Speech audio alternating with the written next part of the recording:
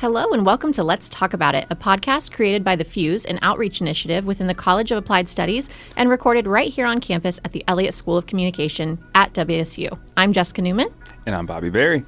So welcome back to another episode of Let's Talk About It. And we are loving season 2 so far. And this episode is going to be without an exception. So today we're going to talk to our LGBTQ plus community of learners and what it's like for a member of this community to work in higher education and to be a college student. So personally, as an individual who's navigated through higher education professionally, I would say this has probably been one of the most challenging things for me to do. When you think about identity and how identity plays a huge factor into everything that we do, the way in which we engage with people, the way in which we do our work. And so having those layered identities, not only being a male, being gay, being black, and being an educator, for me, it has been quite the journey. So joining us today for this first portion of our episode is Dr. Carrie Wilkes, professor and associate dean of the WSU Graduate School, and Mr. Gabriel Fonseca, I have to say it like that, Gabe, sorry, assistant director of student involvement and advisor to the WSU Student Government Association. So Gabe is also an unclassified professional senator as well. So thanks to you both for being here with us today. Yes, thank you. It's our pleasure. So let's begin by having you each tell us a little bit about your personal, how you personally identify, and also tell us a little bit about your career in higher education. So Gabe, I'm going to start with you. So I personally identify as a gay man, and I started working in higher education when I was 20 years old, so fairly young, right out of my undergrad. And I started a job here in Kansas, working at a religious-based institution. So it was interesting kind of going into my first professional setting and then also trying to, right, at that point still not necessarily coming to terms with being gay, but kind of like figuring out how the gay piece of my life and who I am was going to play a part in me professionally. So, and it was even trickier working at a religious-based institution because that provided its unique challenges. But needless did I know at that point that there was a population of other gay students on campus who haven't seen a person in a leadership position or in a person working at that institution particularly being gay. And so it was interesting kind of like being that person to them, and so kind of helping them as they're still coming out, because that's something that I definitely didn't have when I was first coming out, was someone that I could kind of connect to or someone that I can kind of talk to about it. So it was very interesting. And then when I started here at Wichita State, I think it wasn't a thing that I thought about anymore, because at that point, 24 years old and then working professionally, that has just been the experience. So I would say it's been interesting, and then just interesting in spaces that I exist in meetings that I go to, or people that I talk to, of how that identity kind of plays into my normal professional career, and even sometimes my personal career. Being in the Midwest is a very interesting experience. So yeah, that's how I identify a little bit about my higher ed piece. And Carrie, what about you? How do you identify, and tell us a little bit about your career in higher education thus far? Sure. So I identify as a bisexual woman, and I think what might be a little bit unique for me is that I came into this identity later in life. Mm-hmm. So I was already finished grad school, finished my master's, my PhD, already had my job here at Wichita State before I came out. And so I started the beginning of my career in higher ed as an ally, as an LGBTQ ally, and then I transitioned into a member of the LGBTQ community.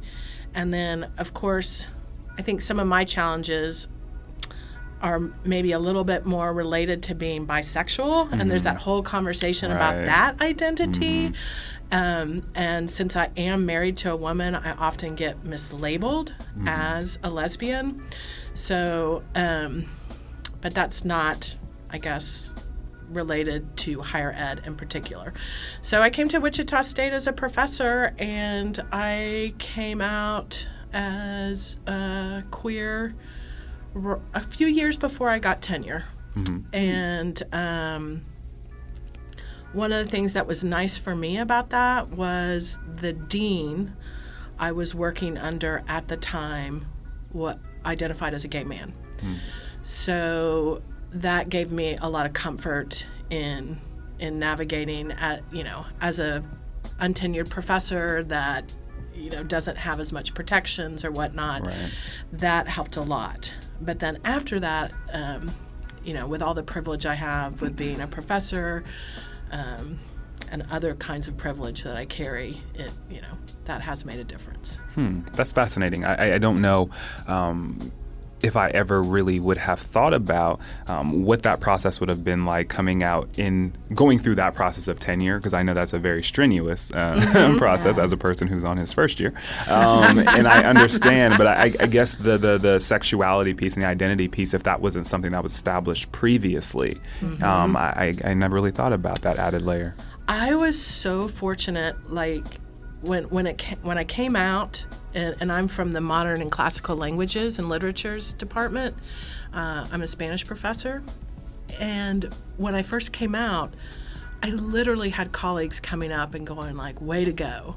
and "How cool is that?" Yeah, and one woman even said to me, I'll never forget this, "Oh, I've always wanted to try that."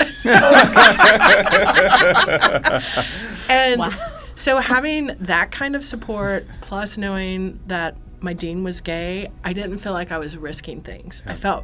I felt like I was in a safe community to come out. But again, remember, I also said I had other layers of privilege too. Right. Yeah.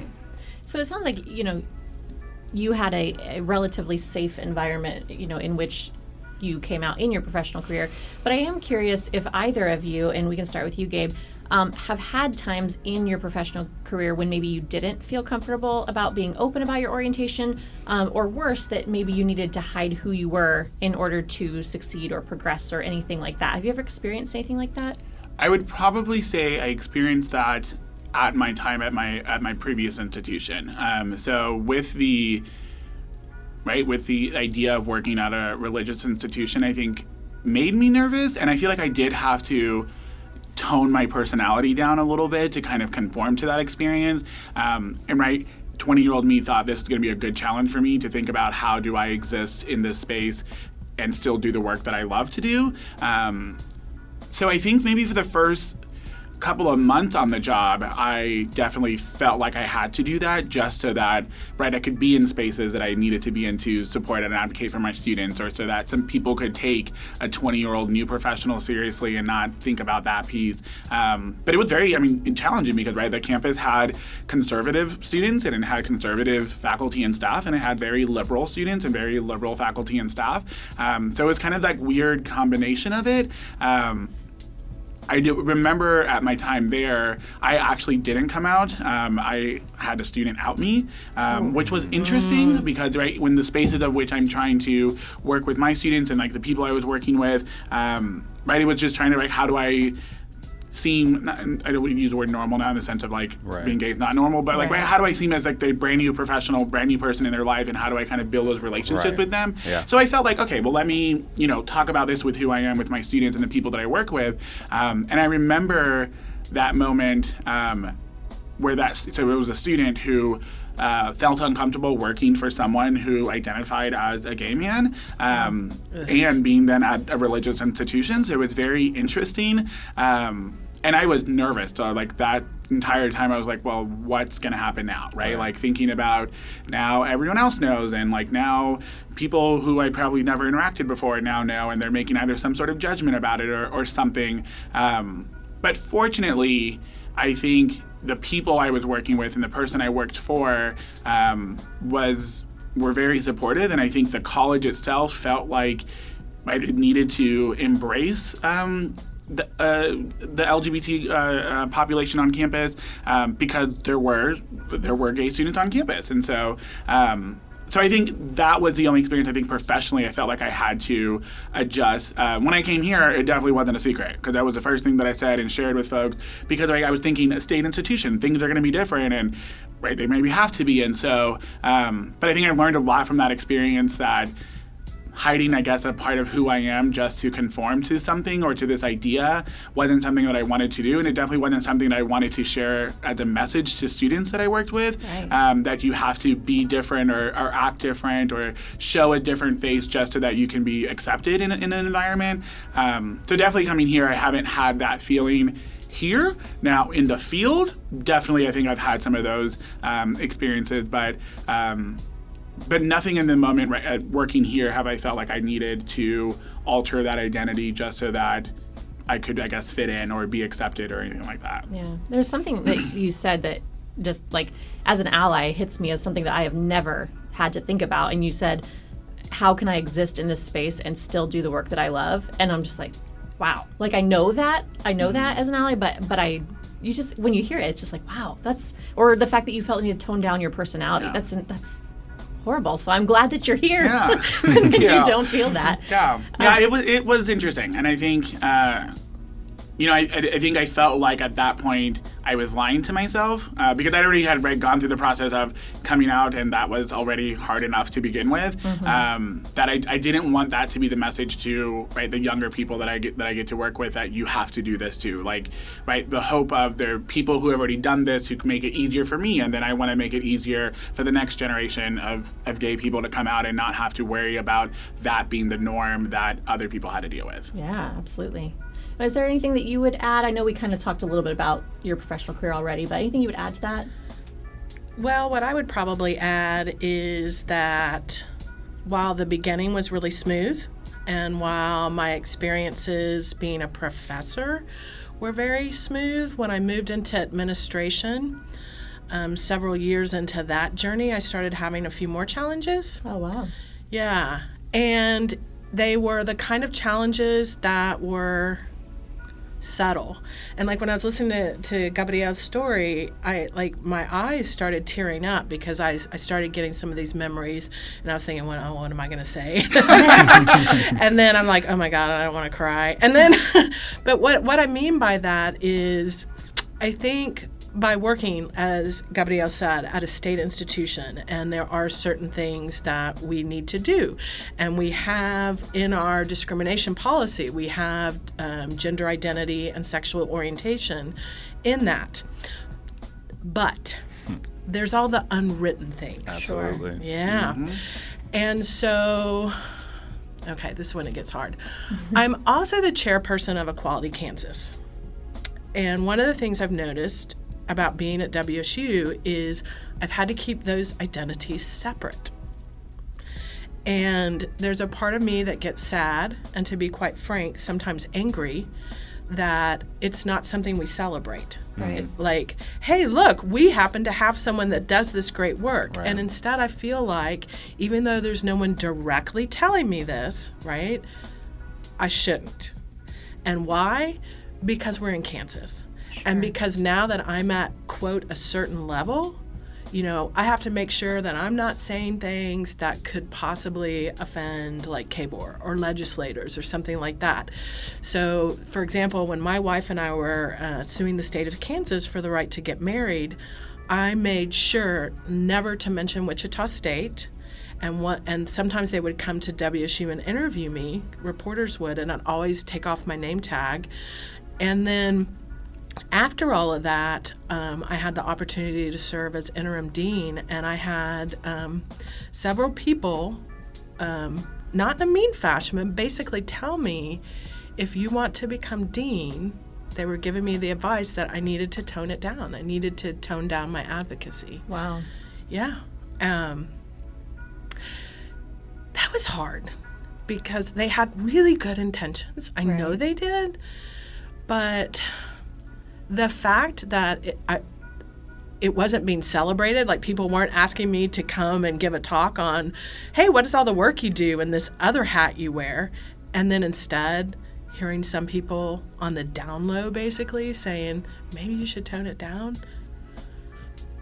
Yeah, and probably thinking, they probably thought they were looking out for you in some sort of a weird, convoluted way. Oh, absolutely. Everyone had the best intentions, and I totally understand. I work with the legislature and my advocacy, and I get that. And we do have leaders on this campus that are LGBTQ. But I think there's this book, Kenneth something, I believe, called Covering. And I think there's a lot, like the idea of covering, like we can, as long as we don't present ourselves as gay and like throw it in your face. Yeah, then we're okay. Yeah. Then we're the gays to be celebrated. We're the gays that are going to tick normal. that diversity box and make us fit in. Yeah. And make us feel good that we're a diverse campus, but not the ones that are demanding things, not the ones that are saying, hey, maybe just because we have people in leadership positions that are gay doesn't mean that everything is okay. Right. Well, and when you think about it, if anybody was a chairperson or, was doing a lot of work in any other sort of a committee capacity like that, it would be celebrated. I mean, there's not a lot of work. You know what I mean? Like if I was on a committee, I would put it on my resume. And so that's just a very different way of approaching your extracurricular work, so to speak. That's true. And like one of the things I could relate to though then with Gabriel is he said when he came here, that strong thing, like he wasn't, I can't remember your words, hon, but it was like you weren't going to hide anymore, right? And so one of the things I've done in the last year or so is I put that on my CV, the academic resume. And I was just like, no matter where I go in the future, they're going to know they're getting a loud and proud bisexual woman that's going to advocate. And that probably means I'm going to have to, if for some reason I ever left WSU, I'd have to go to a state that was okay with that. Yeah. When you think about industries as a whole, and there's a variety of different industries, but there's some industries or organizations or businesses where they're very progressive. So sexuality or even thinking about hiding it or having to conceal it or tone it down is really not relevant in those particular industries. When I think about some of the previous work that I've done prior to coming to Wichita State, I was in the fitness industry. And so thinking about working with athletes or working with bodybuilders and just thinking about that environment and having to be very, I wouldn't say having to hide anything, but just being really mindful because you don't want everyone thinking, oh, he's looking at me as I'm squatting or whatever the case may be, just that undertone of uncomfortability in the room. You didn't want that. And so kind of thinking about how we still have a long road to inclusivity, do you feel like higher ed as an industry or as a profession is generally accepting of folks who identify anywhere on the spectrum? And I'll start with you, Dr. Wilkes, for that one. That's a great question. We've already talked a little bit about the fact we do have some protections, right? And, according to some people, academia is just a bastion of liberals that are crazy anyway. So in theory, all should be well, right? Yeah. And I do know a professor who I will not name that is working in a department here at WSU that, and granted this was a few years ago, didn't feel comfortable with her sexuality. She identifies as being a lesbian. And so while I think that, yes, the university overall probably makes people feel a little bit more comfortable, I mean, it did for me, and I don't like to speak for others. Right. I do know another person that didn't feel comfortable bringing her wife to departmental gatherings. They were just a little bit more traditional in their mindset. What about you, Gabe? What do you think? I think from the non-academic affairs side, probably, I think, yes. And I say that in this idea that, Good point. I think there's this idea that, right, in student affairs that, right, we put on drag shows on campus. We have all these things that, seem exciting and, right. So I feel like from my part of higher ed, I think that it's accepted a lot more than I think on the academic affairs side, mainly because, right, this is what we do all the time, right? This is what we talk about. These are the events we're doing. These are the conversations we're having. But these are also the students that we're serving in a different way that faculty do on campus. So I think it's a little bit more accepting, and I say a little bit because, right, I don't think this has just been my experience, but I think it's a little bit more accepting, a little bit more the thing. I also think it's very interesting because, right, there's this notion that in student affairs there's a lot more women in it, and then there's a lot more gay men in it than there are straight men, right? So I think our field is already designed, in my opinion, that way. But that's right. I also go back to, I also think it depends on where you are and where you come from. If you're working at a conservative private institution, probably not. But I think in this side of the woods of higher ed, I think it's a little bit more accepting than probably in some other places in higher education. Yeah. And you know what? It could also be a little bit about the whole preaching to the choir concept, Right. because I know that when I was still teaching full time, I would sometimes get essays written by students that would talk about how being gay was wrong. Wow. Yeah. Now, granted, that was probably late 2000s. So, and things are changing, right? But, of course, I didn't say anything, but, knowing that, so I was always very conscious that I had students in my class with that mindset, right? Yeah. So, where do you guys feel like, I mean, you've both been very, I don't know if complimentary is the right word, but you have felt like Wichita State is a pretty inclusive environment, but we all know there's work to be done. So where do you see the opportunities for growth in this area on our campus? Ooh, the thoughts. Yeah. You can That's a real question. It's good. I think one of the things I think we need to be better about is intersectionality. I know, I'd already kind of mentioned about the lawsuit my wife and I were doing, and that was a tough time for me. And I did some things that still haunt me to this day because I was so hurt. Like, we were getting death threats and, things of that nature. And it corresponded with the activities that started at Mizzou, right? So you can kind of translate that to perhaps the origin of BLM, right? And I can remember, and so of course, like hours after the Mizzou story broke, some deans and chairs and other muckety mucks, my good friends and colleagues, were in a room talking about what are we going to do? What are we going to do about this?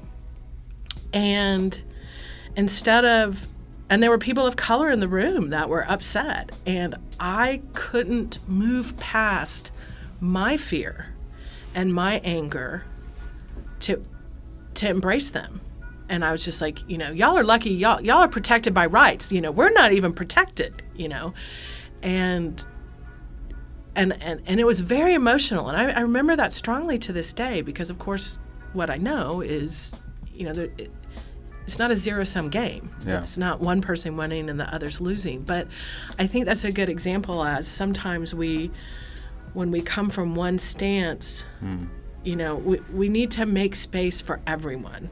Because, of course, now, if you are a person of color and an LGBTQ member, then, you're even more marginalized.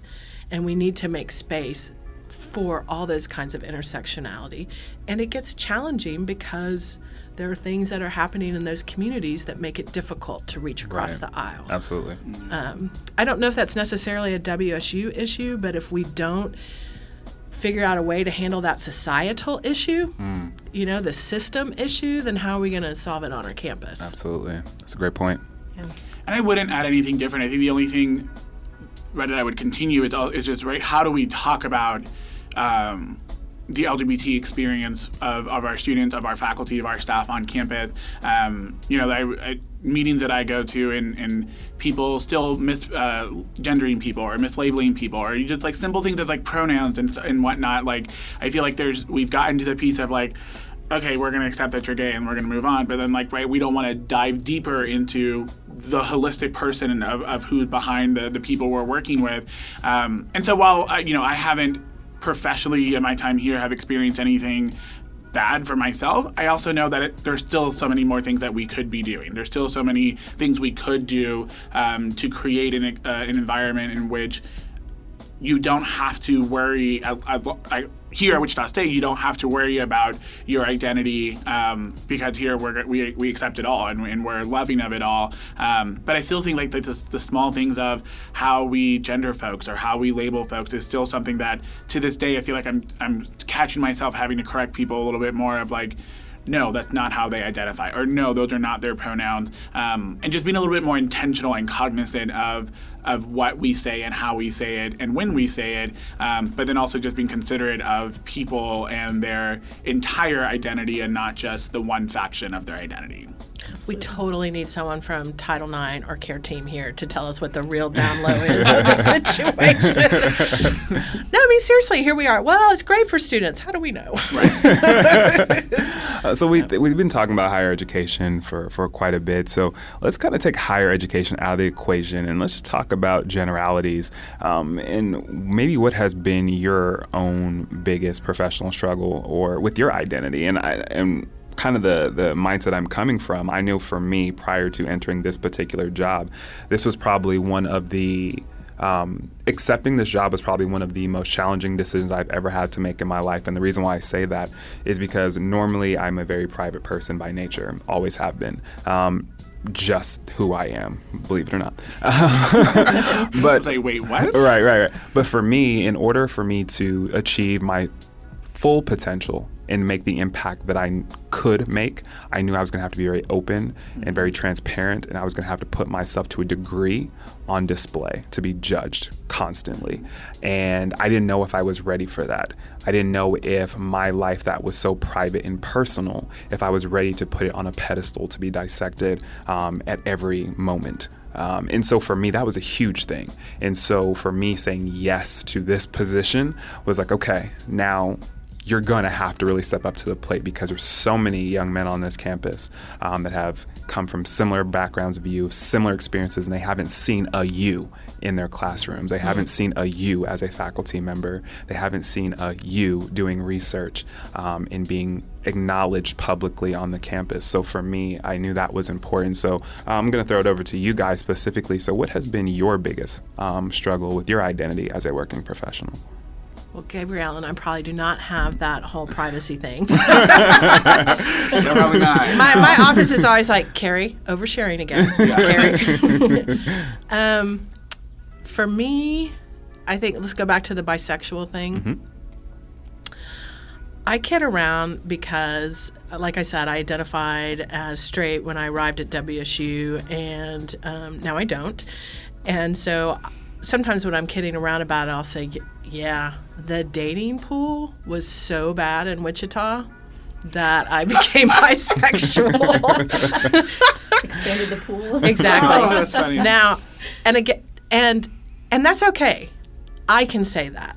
But the challenges that I have had as a bisexual are other people kidding around about basically equating bisexuality with a voracious sexual appetite. Mm-hmm. Or, and actually when I came out, my hetero-identified friends were all incredibly supportive. It was my gay friends that were not supportive. Oh, y'all are nodding your heads. Absolutely. Oh. Absolutely. And especially as a bisexual, they were like, okay, what did I hear? You're taking feminism too far. You're too pretty to be a lesbian. Boy, that was a backhanded compliment. Or you're not brave enough to say you're a lesbian. And you're just, experimenting and having fun. And one lesbian woman, now admittedly she was a bit cocktailed, she started screaming at me and saying, "You are our worst nightmare." Now just imagine that coming out. Yeah, yeah. So I always try to, as I'm doing now, highlight bisexuality because I feel like I have some privilege and I want to normalize that. It's challenging because of all those dynamics I just described, and I feel like I need to take my privilege and kind of put it out there front and center. Mm-hmm. I also feel like I need to put my sexuality out there front and center, just kind of like what you were saying with the students, Bobby. And so I'll casually mention my wife. Do I have to do that? No. But why do I do that? Because I've seen sometimes students that are LGBTQ come to me because I've let that be known. Mm-hmm. And I've had the honor and the privilege of being the person that a few students have come out to. And so, yeah, that's actually not a challenge, but that we'll just segue from the challenge to it's given me very special moments. Thank you for that. Mm-hmm. What about you, Gabe? So I think the challenge, and this is right, just still me and my youthfulness as I still figure this out. I think it's definitely going to be, right, like having a significant other, of like bringing them to things or bringing them to events or things like that, things that I normally do at work, but having, I guess, a partner is going to be interesting. And I'm already assuming that it will be a challenge, so that's probably going to be my biggest challenge. And that's the thing that I even think just personally of like having a partner and bringing them home to family and things like that. It's a whole thing, but we won't get into it today. I think for me, since I came out at the beginning of my career and I've like gone through this journey so far, the past 8 years still, like, right, this being my identity, I've never been shy to talk about it because when I was in college or when I was in high school, I didn't have someone. And I remembered that when I came out to myself first, when I accepted the fact that this is who I am, I always told myself, I don't want you to create an environment that you had when you were younger. I told myself I was going to be publicly who I am because I want people to be comfortable. But then I also want people to know that, that I can be someone to help them with whatever they experience or to protect them or anything like that. I don't know why I feel like that's a thing, but I wanted to do that. And so I think the only challenge that I feel like I'm going to have is right when I guess I get serious with a partner or just having a partner is going to be an interesting thing because, right, that's just a whole new piece that I'm going to have to handle or have in working professionally. It's like bringing the person to holiday parties for the office or bringing them to graduations when I go for students or whatever it is. It's just going to have to, like, how do I see that piece of who I am and that piece of my life and how does that going to intermingle into work is going to be very interesting. And I'm already making the assumption it will be, but that's just how my brain works and that's how so I'm assuming that's going to be the challenge that I'm going to deal with. But then also, right, like, I have career aspirations, and moving up is going to be interesting of how this plays into the decisions that I make to move up in this field. So yeah, I don't know if that makes any sense at all, but that's kind of where I kind of see it potentially coming. I have a question for you. Yeah. Gabrielle. Yeah. So I don't know why I started thinking about this while you were talking, but Gabriella and I have worked together professionally for a couple of years now. And I started thinking about the concept of family while he was talking. And, the three of us sitting around here talking are family. And even though that's in a larger community, I know when I first started working with you, Gabrielle, while I don't think it was a conscious thought at the time, but right now thinking about it, there was something that allowed me to connect with you even easier, knowing that we were family. And I don't know if you felt that and I've never even really kind of thought about that or dived into what that might mean, but that something happened when we started working together, knowing that we shared that identity that made it, I think I can say this, easier to work with you and made me feel more connected to you quicker.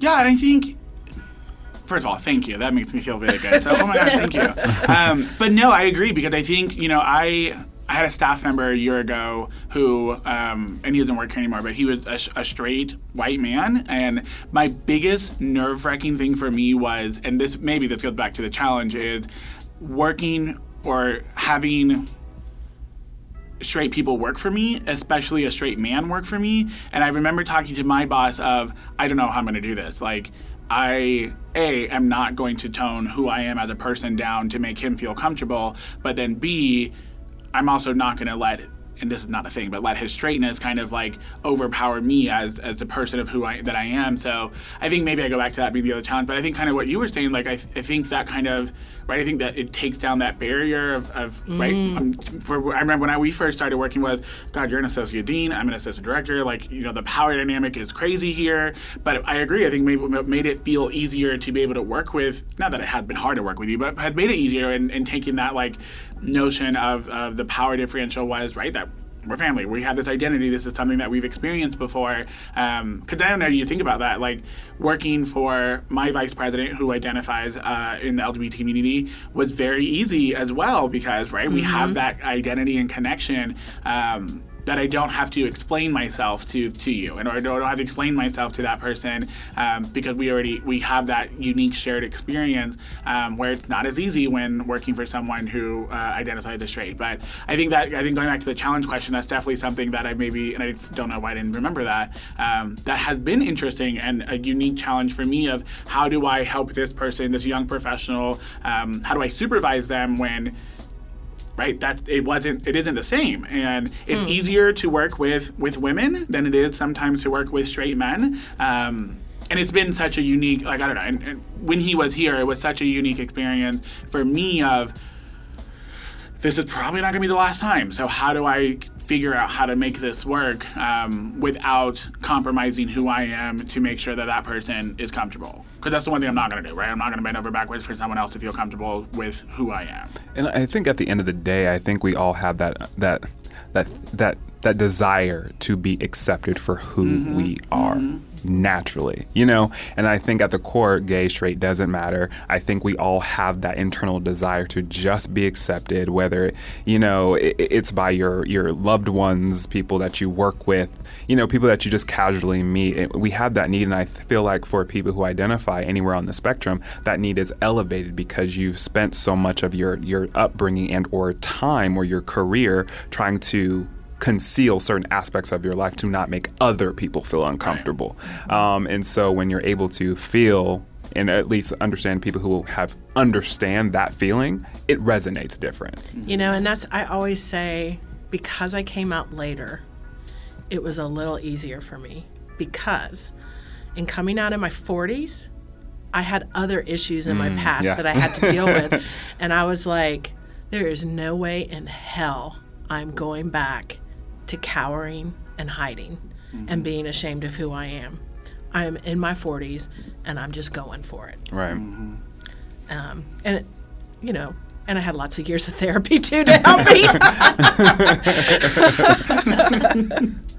Yeah, it sounds like what I'm hearing really from all three of you is that there's that shared experience that just takes away the question of when you're first meeting somebody.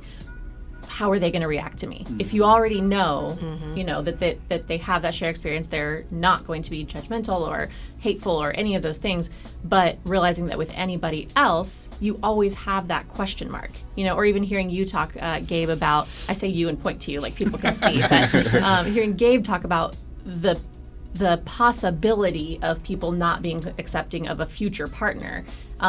Again, as when I was a, early 20-something thinking about getting married, that never crossed my mind, So just some of those things where there's always a question mark for you guys. I'm sure that's what I'm hearing a lot of. It's just that there's, like Bobby said, you want to be accepted for who you are, and it's so much harder.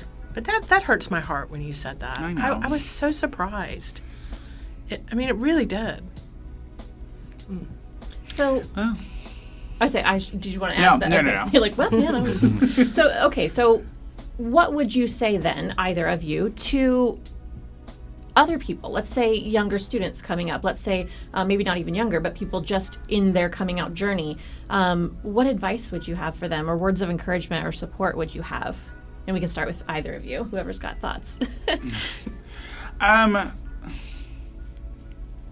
I think what the upcoming generation of students have that is different than even me was that being gay isn't a new thing anymore, right? Like it seems to be it's talked about in a lot of different places, right? You see it on TV, you see it in the media, you see it in all these things that I feel like, they still will have their struggles, and I'm not going to take that away from them at all. But I think it's a little bit easier because of people like Dr. Welks, or because of people who have already kind of made it easier for gay people to exist in the world and do the things that they want to do. So I think for me, I would say, right, don't ever compromise who you are as a person just so that you can fit in with a space or with people, and that it's not your job to make people feel comfortable around you, right? Just as when we exist in spaces, right, it's not their job to make us feel comfortable being around them. And so I would say the same for young people, is that be who you are and be proud of it. Recognize that just because you're gay, it doesn't give you any level of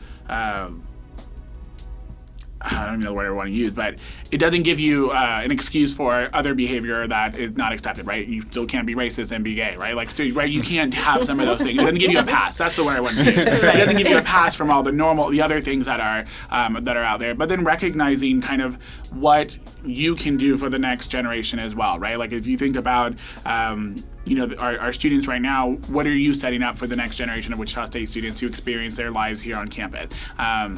And that you don't have to be the martyr or like the it gay or things like that to feel like you're making a difference or an impact to people on campus, or in your environment. So yeah, I think take the time you need to come to terms with it and accept it, but then also recognizing that there are people who will care about you if others don't. Absolutely, I love that. What about you? I really worry about youth a lot. Yes, things are changing. Hallelujah. And I worry a lot about, especially for gay men, right? It's almost like I worry about them being kind of like tokens, or it's cool to have my gay friend, right? Like, oh, we've got one of those. Exactly. Yeah. And no, I'm not thinking about my mother. And then under gay, then you kind of have lesbian, which is a little less cool. And then by the time and like I've already talked about bisexuality, but then by the time you get to trans, there is a damn war going on. Yeah. And I can't think about youth as a professor or an administrator or a WSU employee. I can only think about youth through my advocacy hat, and it brings out my mama bear, and it brings out my fierceness, because the hatred right now that is being coordinated against trans people across the U.S. is atrocious. And so even though things are getting better, and we go back to that slogan, it gets better, and you don't want to be too doomsday, right? And you want to support and you want to uplift. I also want them to fight. I want them to have that righteousness that is going to keep on and not allow this kind of crap that legislatures are putting out there that is defining people as less than. I mean, you can hear the anger in my voice. And anytime it's about someone else, and especially someone that's younger and more vulnerable, I'm going to get fierce and angry really quick, because it's always easier to protect someone, at least for me, other than yourself, right? Yeah. And I cannot stress enough what that concern is. And so what I hope for them is that they will continue as a community to get the support, not be tokenized, and to keep marching forward, because there are members of our community that are on the front lines of a war. Yeah. And I would add that I feel like society has moved past gay and lesbian a little bit more and have gone after the other letters in LGBTQIA, right? Like now the attention is focused on our trans people and trans youth, and because, right, what are you going to do for gay people? Gay people can get married now, right? Things, I think, right? So the attention of society has shifted. The one thing I would also add is that internally as a community, we're fighting each other because we also don't want to understand. Yep. I remember lots of conversations I had with friends about that friends that I had that were bisexual, and just them getting attacked of, why can't you choose one side, or why can't you do this, or right, all these things.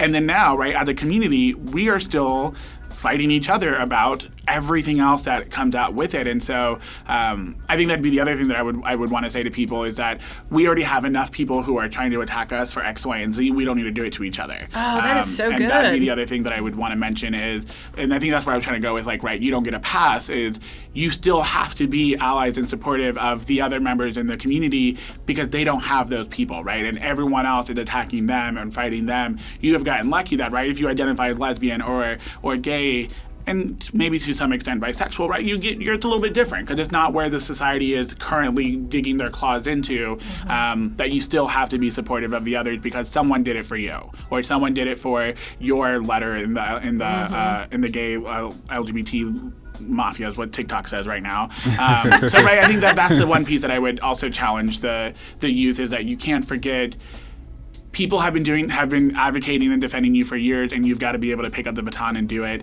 so that you can set up the next generation, who will probably still inevitably have to be dealing with some of these things, and how do you make it a little bit better for them, and continuing down the road.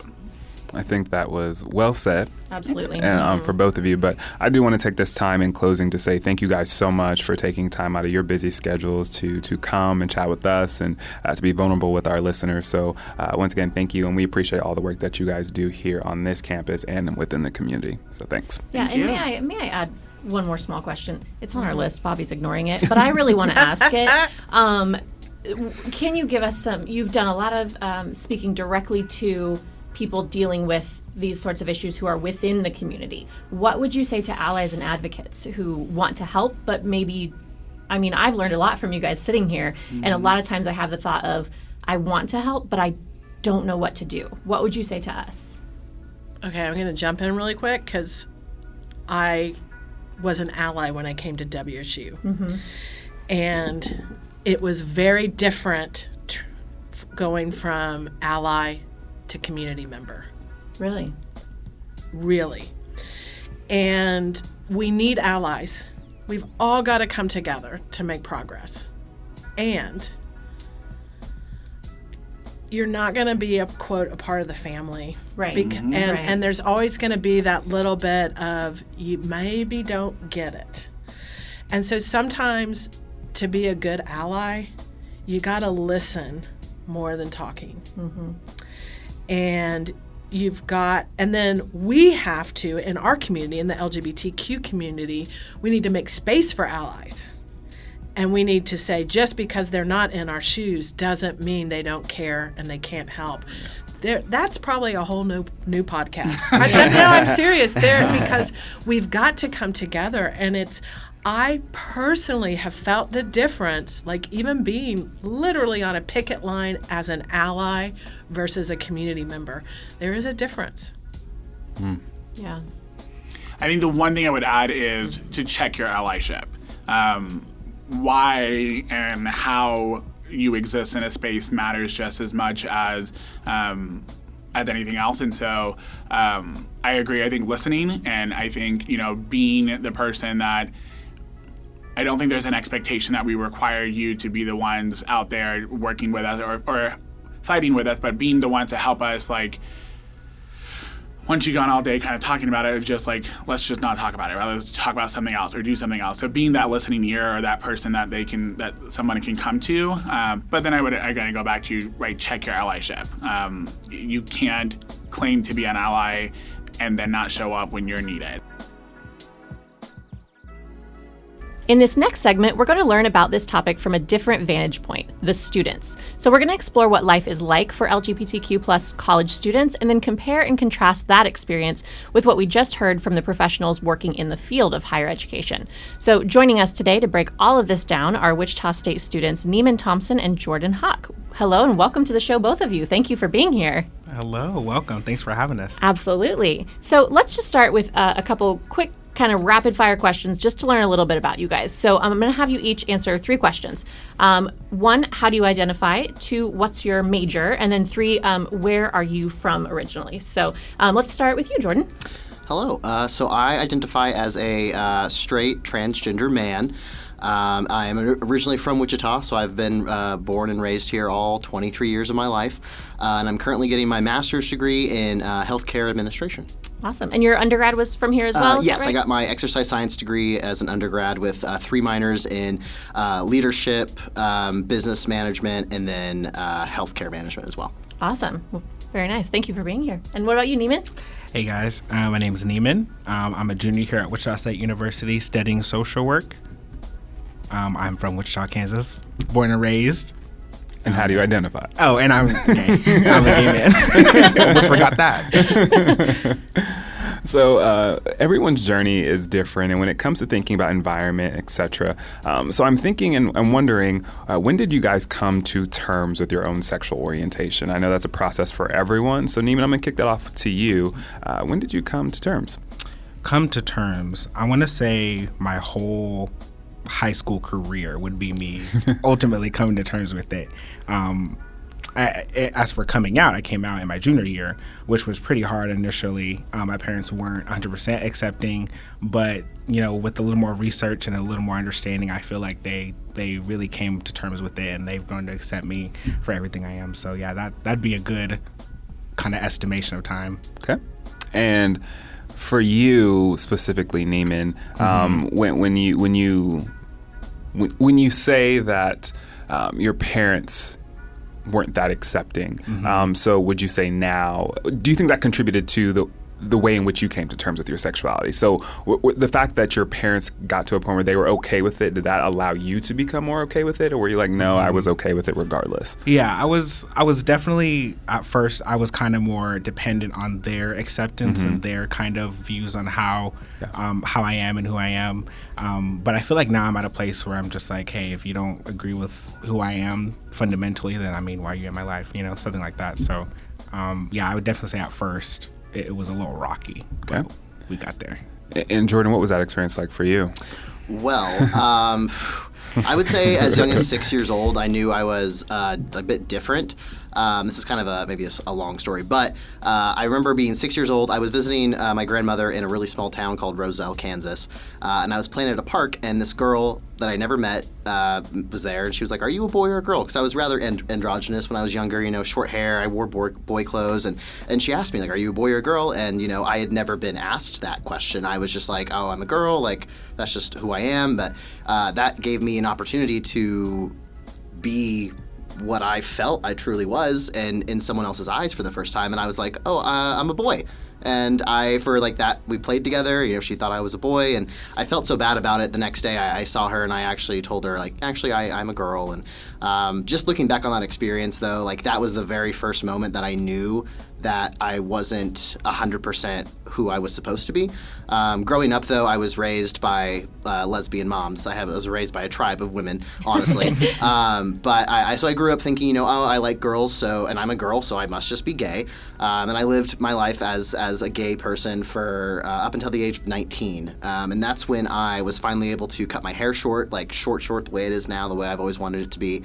And I started researching and looking more into it, and I realized that I needed to transition. So summer and fall of 2016, I came out socially, started navigating that, changing pronouns, came out to my family and friends, coworkers, and then December of 2016, I started my hormone therapy replacement, and then December of 2017, I got my top surgery. So it's been a very long journey, but I would say I finally came to terms with it. I think it was going into my sophomore, maybe junior year of my undergrad, but yeah, I eventually came to terms with it, and haven't looked back, and everything's been great since. Wow. Journey, for sure. Yeah.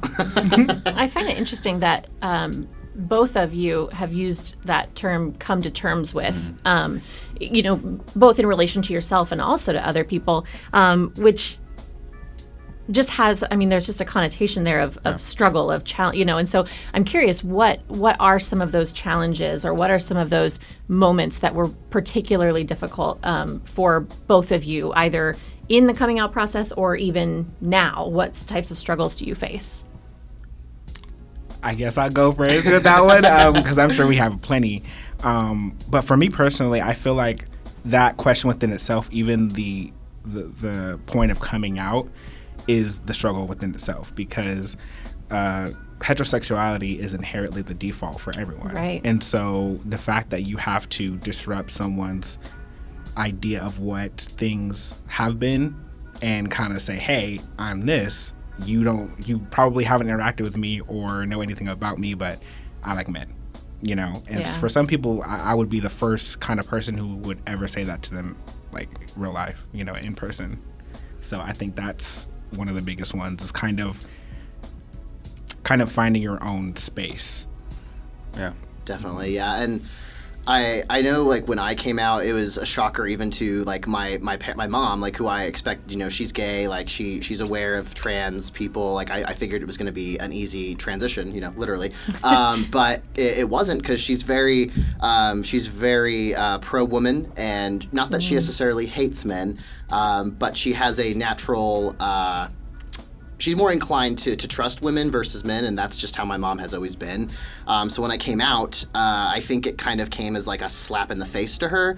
Like, she didn't understand why I wanted to be a man versus being a woman, because in her eyes, women were superior. Not necessarily, again, not hating on men, but she had this, a stronger pull towards that.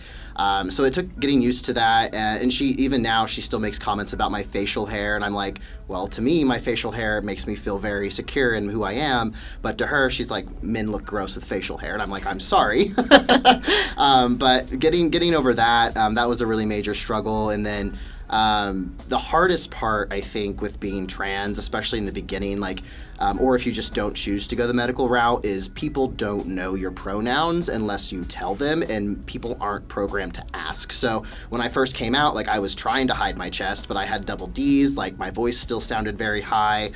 People could tell that I was not a cisgender man, so I would get, misgendered a lot, and people would say she and her, and I would correct them, and sometimes they would still, they wouldn't register with them because they look at me and they don't think man, they just think girl. So that was probably the biggest struggle with that, is finally getting over that point to where I was just seen as a regular guy. So that first, I would say 6 or 7 months was just a lot of emotional turmoil. And then once I got on the hormones, stuff started to level out naturally, and I overcame most of that struggle. Would you mind telling us, so when you are misgendered, we hear a lot about that, and as a cis woman, I will never know what that feels like, but I'm very curious, what does that feel like in your heart when that happens to you? What goes through your head? A lot of things. It hurts. I mean, now if someone accidentally is because people slip up, they're say he or her and mean she and him or whatever. Now I'm I clearly do not look like a female or sound like a female, so whatever. But at that point, it was painful, especially when people knew that I was trans and they were making that choice to still refer to me as she and her. Yeah. I just don't think that they really understand the emotional turmoil that puts on a person, because I feel comfortable as a man. I want to live as a man. I want to be seen and heard and treated as a man. So having someone say, I'm not going to call you him, I'm going to call you she, or being told you'll always be my daughter, that just, it stings, because that's not who I am at my core. That's not how I'm treated by my peers at work. It's just a big slap in the face, honestly. And I would say, if you accidentally misgender someone, just be oh, my bad, and move on. Don't make a big deal out of it. And just do your best. And honestly, if you're not sure what someone's pronouns are, just ask them. If I was giving a tour one time at the gym and I wasn't sure if the person I was giving a tour to, I wasn't sure what their pronouns were, but we got to the locker rooms and I was so here's the men's and here's the women's. What are your pronouns? Because I didn't want to be well, this is the locker room you're going to use. I wanted to know for sure what was going on, and turns out that person was trans, and they were in the middle of transitioning, so I was I'm glad I asked. Now I can refer to them with the correct pronouns. So my advice would just be to ask, and it's okay to ask. Absolutely. I do have one more follow-up question. I'm going totally off book here, no, Bobby. You're fine. You're good. Particularly in your situation, Jordan, but possibly Neiman, you face this too. When you were talking about your moms, and was there anybody who maybe thought this was a phase for you, or was oh, well, you are, just a lesbian, or, did you get faced with, are you sure? Did anybody say that to you? Definitely. My sister was actually the first person who would tell me, you don't know what you want. This is just a phase. You'll grow out of it, and kind of wrote me off as oh, well, he's just figuring stuff out. The day I came out to my whole family, and she said that to me, and it's very telling, So yeah. For me, one of my 3 moms, at first she was are you sure? And she said something about how when she was younger, she didn't necessarily feel comfortable as a woman either, but she, from what I remember, she was well, I sucked it up, I got over it, or something like that. And I know some people do may go through phases where they may not be 100% sure, but I don't think it's ever safe to tell someone this is a phase. Right. I think it's okay to be willing to explore it with them. If you have a child who, let's say they're 14 and they're identifying now as trans, that's okay for them to explore that. And I think having parental support on just exploring the options and thinking about it. I didn't just do this on a whim. I went to a therapist. I really dug through my past past and my life and how I've always felt to come to that conclusion. Like, it's not just you wake up and you're like, I'm going to be gay today. Like, it's a process that you have to come to understanding with. So if someone says it's a phase, like, I'm just like, I don't think so. Based on, we're going on 4 years here. I think it's not a phase. So, and it's me and not you. So sorry. And I always say that the interesting thing in this whole entire process and/or journey is the fact that no one would randomly wake up in the morning and say, I want to endure the amount of scrutiny, absolutely, judgment, uncomfortability, ridicule. Like, who just wakes up one day and said, this is the type of life I want to live. I want to walk every day into a room and feel uncomfortable. I want to not be able to date who I want or who I choose to date freely. Like, I don't think anybody just randomly wakes up and says, this is the life I want to encounter for the rest of it. Like, I don't think people understand that, but at the same token, I think on the flip side of that is learning how to not give people don't allow people to have the right and the authority to dictate our happiness. And I think that's also a thing that we have to work very hard in, is just that process. And I think that is part of the journey of being fully comfortable in the skin that you're in. So thank you for that transparency. So I would like to refocus just a little bit and think about maybe what has been your biggest struggle as a member of the LGBTQ plus community on Wichita State campus specifically. And Jordan, I'll start with you on this one. Yeah, so I have my answer for this picked out. So when I came out, I was working as a front desk attendant at the Shocker Hall front desk in the dorms. And I would say about 85% of the housing staff were very supportive, like on board with everything. But there were a few distinct people that I knew, like just from conversation-wise, like they were very heavily rooted in their religious views, and I knew that they were not accepting or appreciative or understanding of it. But because of their housing, training, I used air quotes here, they knew how to get around that without like being blatantly rude to me. Sure. But after I came out, like people I had like as acquaintances, they just stopped talking to me because they didn't want to have to use male pronouns. I just remember like this one RA, he would just always avoid me. Like if I was coming into a conversation, he would just leave. Like that way he wouldn't have to like interact with me or like use male pronouns. And then of course like students coming up to the front desk to get their mail, especially before I got on hormones, like I presented more female than I did male at that time. And there was a lot of misgendering that I was subjected to at the front desk as well. And that caused a lot of emotional turmoil too.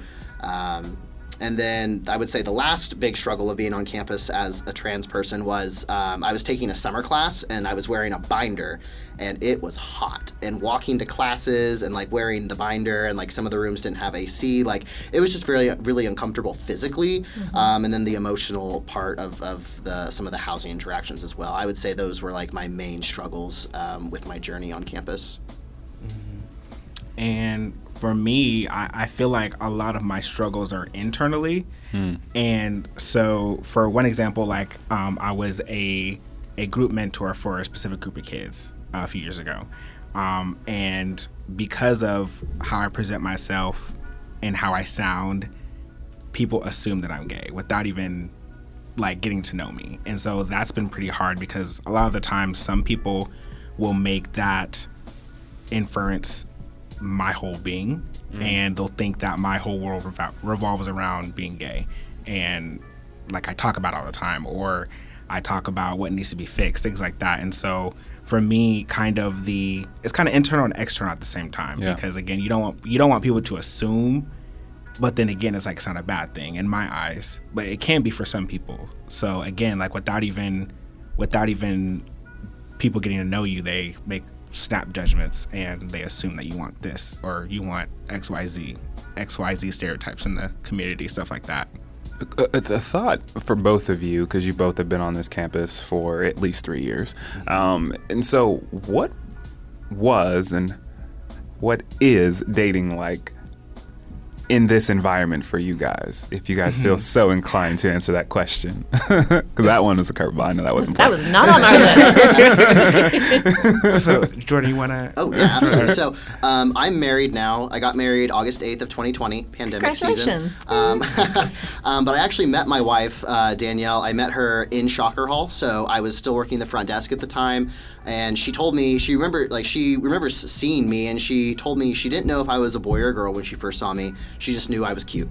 So, so we started dating. I think around we made it official February of 2017. And we haven't looked back since. So for me, like, that just kind of, it happened. It fell into my lap, honestly. Like, I wasn't looking for anybody. I was dealing with this huge life-changing event, of transitioning. And she met me, like, we started dating officially, like, about a month after I had started hormone therapy. So she's been with me through the entire process. Like, she bathed me after my surgery. Like, she does my shots for me sometimes now. Like, I've just had a really good experience with her as a human, and I'm just really blessed that I met her on campus. I know that's kind of a fairy tale story because most people don't just meet someone these days, but I was also just blessed to have her be so accepting, and her whole family is very accepting. Like, her dad tells me I'm the nicest guy she's brought home ever. So like they didn't care from the get-go like that I was trans. So I've personally had a really good experience dating on campus because I met my wife. So It's wonderful. Well, I have yet to meet my partner yet, so kind of branching off of that, I'd say it's pretty difficult, and not because of the specific campus in general, but just like how society views it. And so imagine you are the average cisgender man.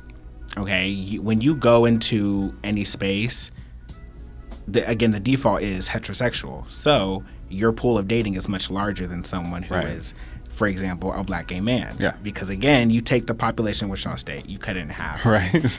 And then when you size it down further and further, your pool is like 10, 20 people max, and half of them are your friends because you had to make friends to get through it. Right. And so you don't know a lot of other gay people. So, I mean, half of them are your friends, and the other half, I mean. And dating in the black community as a gay man in general is a whole nother, that's a whole nother topic of conversation. Yeah. But that world itself is very much so a struggle, especially being in Kansas on top of all of that. Exactly. Yeah. So your pool is very small. Yeah, and then it's even harder when people, they kind of push their ideas on you and they just say, oh, just be out there more. Go to X more events. Right. And I'm like, I've been to a lot of events in my time here, so it's because that means you need to find someone who's just as comfortable in their sexuality as you are, and in the black community, that's very challenging to find. Yeah, exactly. I understand. Great points. Well, thank you guys for being willing to answer that, even though he went off the cuff there. So would you have any advice as people who are further along in your journey than maybe someone who's about to enter college or someone who's just starting to grapple with their own identity? Would you have any advice or support or encouragement you would offer them? I can go first. I would say, for one, regarding what I did, it's okay to explore. I remember I toyed with being non-binary for maybe a week or two, and then I was like, you know what, I'm procrastinating. That's what I'm doing right now. And I was just I just gotta jump in. But I also, again, I did utilize a gender therapist. I talked through it. I used the therapist to talk through things with my mother as well. So I would say if it's affordable for you, utilizing those resources. And if it's not affordable, hopefully there's resources on campus. Again, I'm not sure what we offer as far as mental health and stuff that goes here, but I would say looking around that, because it does help with the self-reflection process. And then also finding a friend, someone that you really trust, and talking with them about it too, because they can really help you out and have your back, especially when it comes to vouching for you. Because let's say I'm not in there, but my best friend is, and if someone misgenders me, my best friend can be like, hey, it's he. Having someone in your corner that you know is going to protect your identity and protect your self-esteem is a really big benefit, I would say. Absolutely. Would you add anything to that, Neiman? Yeah, Jordan, you made a good point about finding your support system, and I think that's super important at Wichita State and in college in general. I will talk your ear off about the counseling and prevention services here at Wichita State. It's a fantastic program. There are some counselors who are LGBTQ, so it just takes the initiative to find those, those counselors and those people who are on your side, and utilize them to the best of your ability, because at the end of the day, I feel like a lot of people won't advocate for our community, so we have to do it ourselves. Well, I think it's interesting because we were really strategic about this particular topic, because I think it's something that we don't hear enough about, and we don't have enough perspectives that add to the conversation. Mm-hmm. So I definitely want to say thank you guys so much for being willing to be open and honest and vulnerable and candid about your own experiences. And I hope that this is a conversation that we as a campus community and just a community in general can continue to have. So we are very grateful for you guys joining us today. So thank you for that. Yes, thank you so much. us. Absolutely. And also thank you to all of our listeners who have been listening today. The experience of hosting this show has been a journey for both Bobby and myself. And for any of you who are joining us for this ride, we simply cannot put into words how grateful we are to all of you, being now 3 episodes into season 2. So we'd love to hear any feedback or topic ideas that you might have. And if you're someone who's been keeping up with us for a while and you are finding value in what we're producing, just do us a favor and share this podcast within your own community. So thank you again to Neiman and Jordan and all of our guests today. And everyone have a great day, and join us next time on Let's Talk About It. Bye.